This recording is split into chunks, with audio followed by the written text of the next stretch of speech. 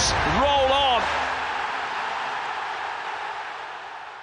So Liverpool hosts Fulham this weekend, 4 points clear at the top of the table. Arne, who has been named November's Manager of the Month, has been discussing Mo Salah, the Player of the Month. It doesn't worry me. We just accept the situation as it is. So though it's a creative way of asking it in a new way.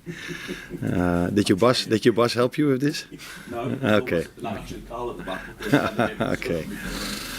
No. So it's the situation as it is. But they play at a very good club, and they do really well at the moment. So hopefully we can keep it for a long time like this.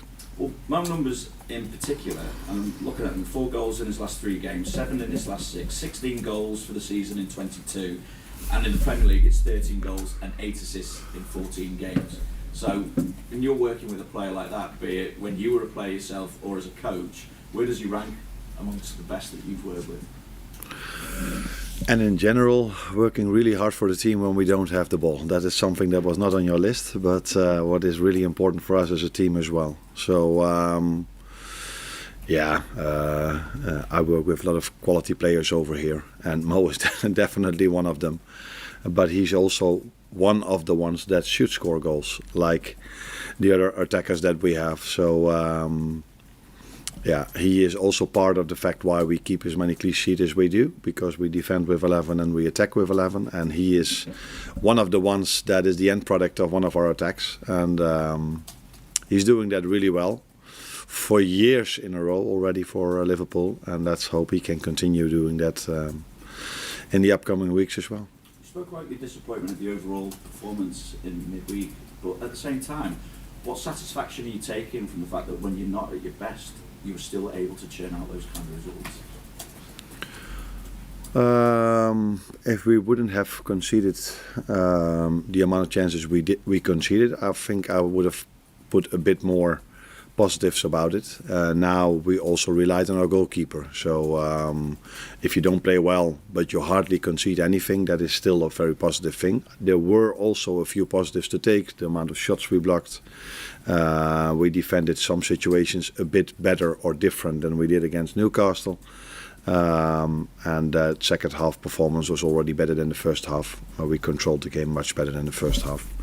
But if we want to, if a game is not that good, you can't concede the amount of opportunities we gave away in the first half. And with opportunity, I also mean the amount of times they could just go over our midfield and just keep on running till our 18-yard box.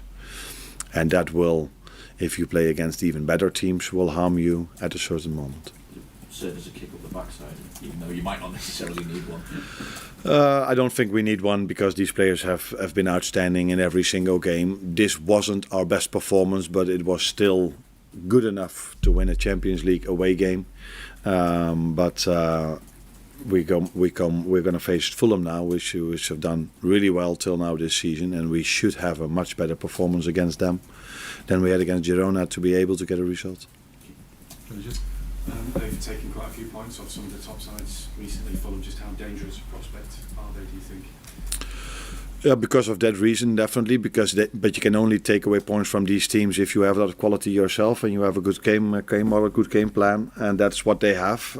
They work really hard as well when they don't have the ball, which is one of the reasons not to concede goals, and that is what they've done against Arsenal. I think they only conceded from a set piece against such an attacking threat as Arsenal. That probably tells you how well they are organized and structured.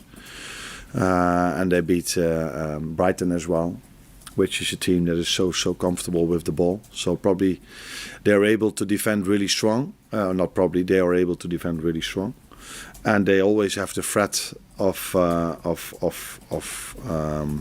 being a threat in the counter-attack because of the fast players they have up front and the goal-scoring abilities they have over there as well. Hi Marco, how are you? Good, thank you. Please could you start by giving us an update on the fitness of the squad? Any injury returns? Not fresh news really, just Joaquin and Harrison Reed, and plus Reece Nelson from the game. We play against Brighton. They are going to be out for the game, and of course the the third game of Tom Carney plus the fifth yellow card from Calvin Bassey. So any update on when they might be fit to return? The three? Yeah. Difficult to have a precise time in this situation. I really believe that Roa probably is going to be the closest one to come. Harrison Reed we have to see step by step after his serve. Not this weekend. No, 100% sure no. 1% sure no. And of course, Reece Nelson is going to be longer. Difficult to say when he's going to be back, but probably around 10 weeks he's going to be out for sure. Okay. Thank you very much. And how are the team? Because last time we heard from you, it's been a busy 7-8 days, 3 games. What's the week been like for you? Okay, it's been a good week. A good week again. Of course, last week, as you know, was really tough and busy and not with the normal time to prepare between games. Though when we went to play against Arsenal less than 72 hours before, we had a really tough game against Brighton. And overall, to the week was a very good week from ourselves. Not just looking for the results, I know that they speak louder, but for everything, I think we were able to respond really well for the 3 games, for some absences, not many solutions, and even the squad as a whole is being responded really well. Some players, they are out from injured, red cards and all that stuff. And everybody that is coming in is stepped in and showed his quality. And it's been good. Different type of games too. The way you played against Tottenham, for example, that you did really well, and being more dominant and more chances as well, was slightly different in the other 2 games that we play at home against Brighton and Arsenal. I think the not just the quality of the sides, but the early goals that we scored, they made an impact as well in the game, and it was really good to see the way the team respond for different type of games and different moments of the games too. So last weekend, Liverpool had their match postponed against Everton, the Merseyside derby, and then they watched as only Chelsea took a full complement of points. They'll be okay with that, right? Yeah, that's one of those weekends where you initially feel the disappointment. I think it's, ever since as a kid, you absolutely hate when your game's called off. And then you have that feeling of, we don't want to lose our margin. And then you sort of get to Monday and you're like, well, actually, that was quite a nice weekend. Quite enjoyed it. But in saying that, I think it does now mean they will have another game at some other point, which I'm sure when that game does happen, they will also be like, well, we've another game to squeeze in and pressure's on us, and we'll heat it from the other side then. Yeah, of course, there's always pressure, and especially when you are at the top, which they are, they're 4 points clear, and they go into action against Fulham this weekend. We've just heard from both of the managers, but I think taking centre stage is Mo Salah, because he's on 99 Premier League goals. I'm just looking at them in 140 Premier League home games. He's got 2 for Chelsea and 97 for Liverpool. So on the cusp of another record. It seems he's breaking them every week. Incredible. He scored in midweek as well in the Champions League, where they're also top of the table with 6 wins in 6. Even at 32 years old, he just doesn't slow down. And I think maybe Arne Slot and the new system and the slightly different way of playing than the heavy metal from Jurgen Klopp for the last 9 years have helped him as well, because he's not just as demanding physically than he used to be. They control the ball a bit more, they have more possession, they play on the counter again in transition like we saw regularly this season, but also more ball to feet, and him can go and go 1-1 with the defender, curl that ball. So good luck to Anthony Robinson, I think, at the weekend to try to stop Mo Salah, basically. But we always say, when players are out of contract, they just take their game up a level. Even the great Mo Salah seems to have done that, let's be honest.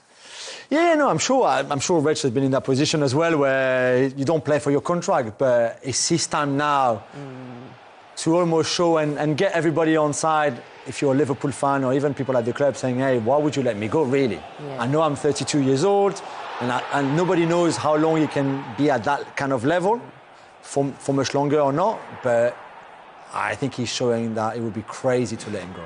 Isn't it crazy that in like 3 weeks people can start negotiating with him? Yeah, and I also feel I'm sensitive for this because I'm one of the more senior players. So age is spoken about a lot. Oh, dear. But I don't feel like at 32, is that old? I think it's very... True. You can make a generic sort of assessment that typically as players get older, they perhaps physically slow down, all these things. But then it's also very, very individual. Some players don't. Some players are young and actually just aren't, super... they don't have those physical attributes to start with. So I feel sometimes the narrative around that is just very generic and almost like empty, because let's go with that, what we see. And what we see is physically he's in incredible condition. In terms of his pace, he still absolutely has it. In terms of his finishing, absolutely there. The older he gets, the more experienced, the smarter he's going to become, and he's going to put himself in position on the pitch that help him.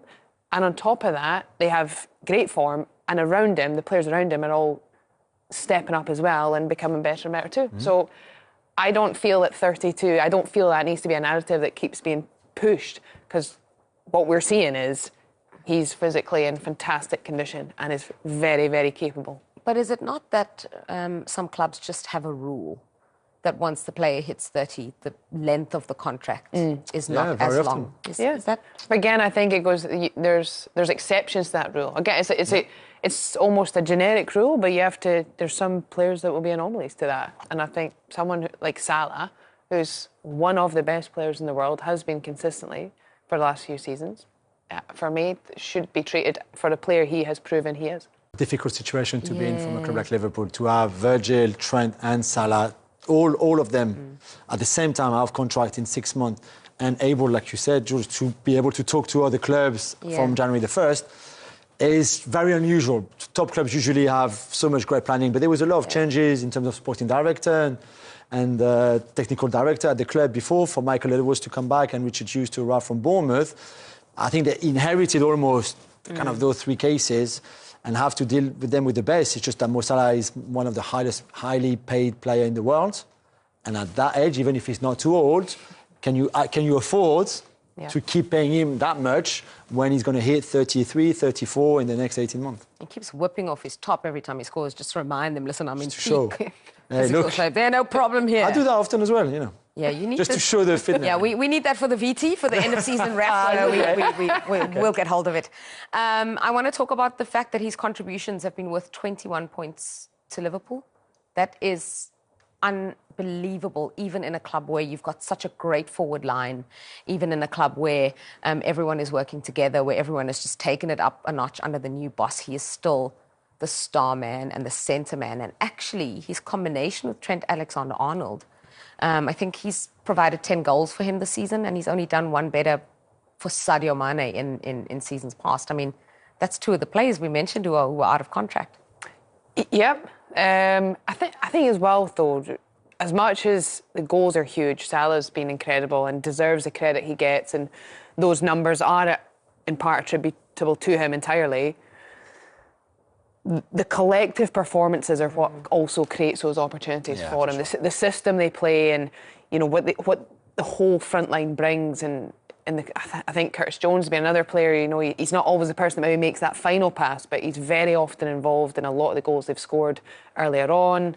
Gravenberch, I think, has been enormously important. So yes, Salah's that end part, which is a hugely important part, and the part that most people speak about. But I think for Liverpool, there's so much more to them, and they've been enormously impressive. Yeah.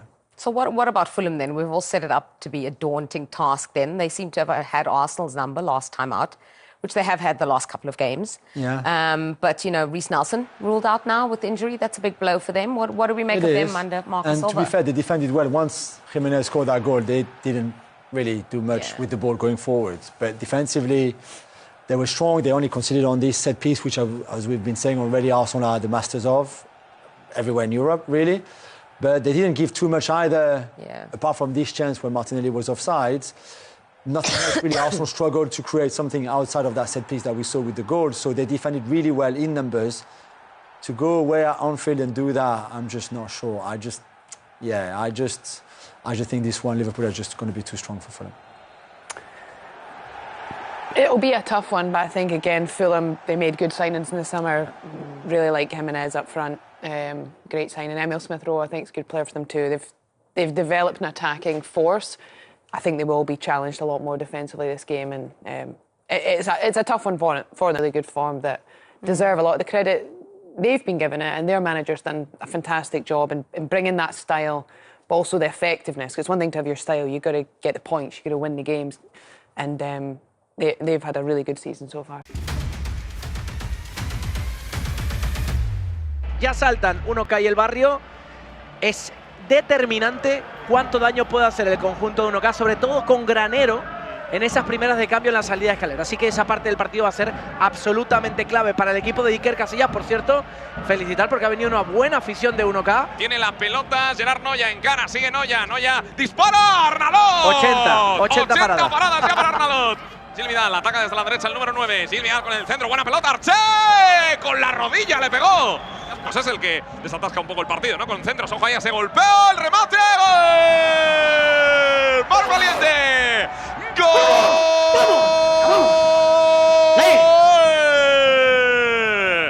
Del Barrio, marca Marc Valiente.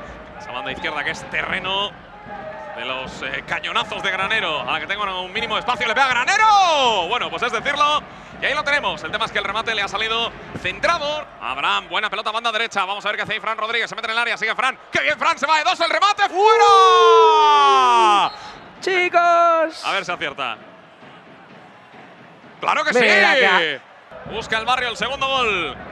Arche. Arche para Gil. Gil que le puede pegar a este Gil. Buen recorte. Gil al palo. Le manda Arche. ¡Dios! ¡No! Madre mía, qué parada. Y a centímetros del remate, ¿eh? No, la reacción ha sido impresionante. ¡El disparo! ¡Madre de Dios!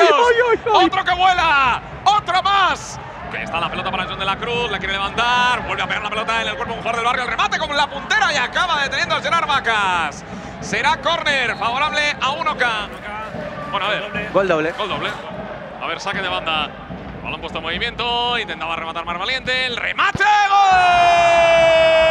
¡Bauer! ¡Gol!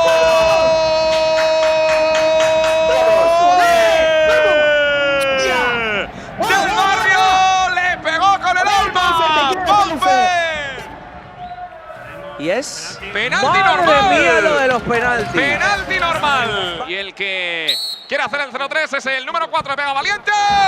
¡Vaya cañón! ¡Gol!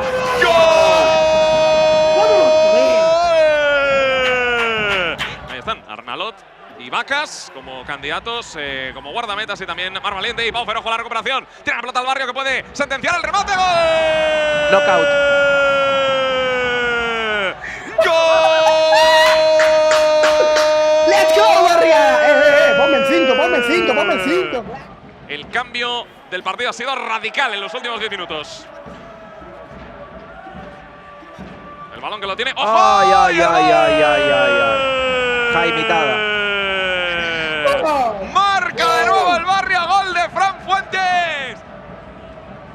El equipo de Juan Arroita, que no ganaba un encuentro con esta tranquilidad, entre comillas, al final, con un margen tan amplio, con 2 goles dobles que han hecho pasar el partido del 0-3 al 0-7. Paufer, ha costado, pero por fin ha llegado esa victoria tan deseada con goleada. Ha costado mucho, pero bueno, le damos emoción hasta el momento final, recta final, y ahora, pase lo que pase con Pío, nos lo jugaremos contra ellos.